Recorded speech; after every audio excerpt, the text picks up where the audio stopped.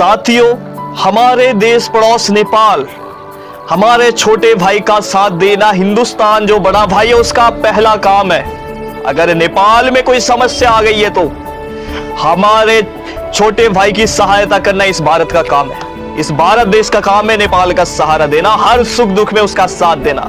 साथियों, अगर नेपाल अभी लंगड़ा के नीचे गिर जाए तो उसे गोदी में उठाकर अपने भारत देश में लाना और उसका इलाज करना हम भारतीयों का काम है। साथियों, हम भारतीयों का काम है। नेपाल को भारत में मिलाना किसका काम है साथियों? हम भारतीयों का काम है।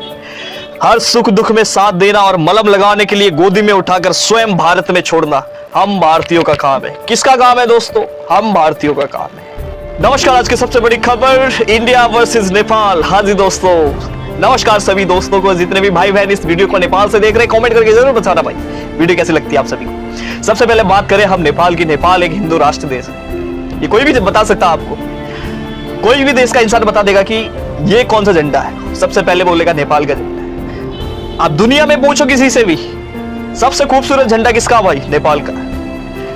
और भारत और नेपाल की मित्रता बहुत अच्छी रही है दोस्तों कई सालों में। फिलहाल बीच में कुछ जमीन के या भूमि के टुकड़े को लेके कुछ विवाद हुआ था, उसकी बात अलग है। लेकिन नेपाल और हमारे देश हिंदुस्तान का शुरू से ही दोस्ताना रहा है। वहां पर जाने के लिए कोई आपको वीजा की जरूरत नहीं है। नेपालियों को भारत में आने के लिए कोई वीजा की जरूरत नहीं पड़ती।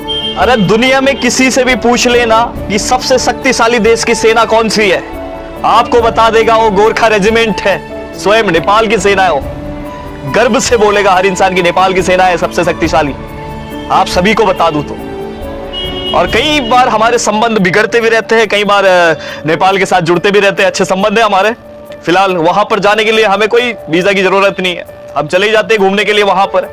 और बताया जाए तो वहां पर पशुपतिनाथ कोई ऐसा मंदिर है वहां पर नेपाल में, पशुपतिनाथ काठमांडू में जो स्थित है, वहां पर बस हिंदुओं को अलाउड है।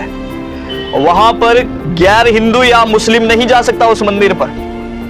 कहीं ऐसा देश है जहां पर मंदिर में हर इंसान जा सके, लेकिन वहां पर हिंदू जा सकता है और कोई नहीं जा सकता। ऐसा देश है नेपाल। कभी भी अपने दुश्मन को अपनी कमजोरी मत बताना दोस्तों, चाहे कितना भी अच्छा मित्र हो आपका, अपनी कमजोरियों को कभी मत बताना। कहीं देश की बात हो, चाहे राजनीति की बात हो, चाहे अपनी बात हो, कभी अपने दोस्त को भी अपनी कमजोरी मत बताया करो। और नेपाल की तो कई बात कही जाए, बहुत अच्छा है वहां पर। वैसे देखा जाए तो हमारा देश भारत भी अच्छा है, नेपाल भी अच्छे है, कोई किसी से कम नहीं है। वैसे बहुत सारी ऐसी राजनीति मामले आ जाते हैं बीच में कि थोड़ा सा घोटाला या थोड़ी सी मिसअंडरस्टैंडिंग बोलते हैं इंग्लिश में, वो हो जाती है ऊपर नीचे। और पड़ोसी देश है हमारा, बहुत अच्छे हमारे संबंध थे पहले भी, और इस बार भी मैं चाहता हूं कि नेपाल के साथ बहुत अच्छे संबंध बने। जब हमारी प्रजा ही समझ गई तो हमारे प्राइम मिनिस्टर पीएम भी समझ जाएंगे, और इसीलिए हमारे नेपाल से बहुत अच्छे संबंध होने भी जरूरी है। मैं तो अपने देश भारत से भी गुजारिश करता हूं कि नेपाल के मामले में, भूमि के मामले में या भूमि विवाद के मामले में कोई दिक्कत ना होनी चाहिए। वहां पर नेपाल के लिए, भूमि के लिए जो लड़ाई होती है वो ना करिए।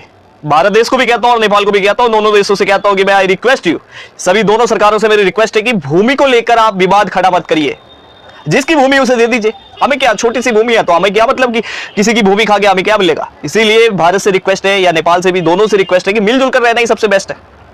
और पड़ोसी देश से अच्छे संबंध रहे हमारे, अब रहने भी चाहिए अच्छे संबंध, कि वहां के लोग भी यहाँ आते हैं, यहाँ के लोग भी वहां जाते हैं। तो इस मामले में क्या कहते हैं हमारी नेपाल की जनता और भारत की जनता, दोनों से रिक्वेस्ट है कि कमेंट करके जरूर बताओ यार। नेक्स्ट वीडियो तो नेक्स्ट बार ही लाऊंगा मैं, अगर आपके कमेंट अच्छे आए और व्यूज अच्छे आ जाते हैं तो नेक्स्ट वीडियो तुरंत मिल जाएगी आपको।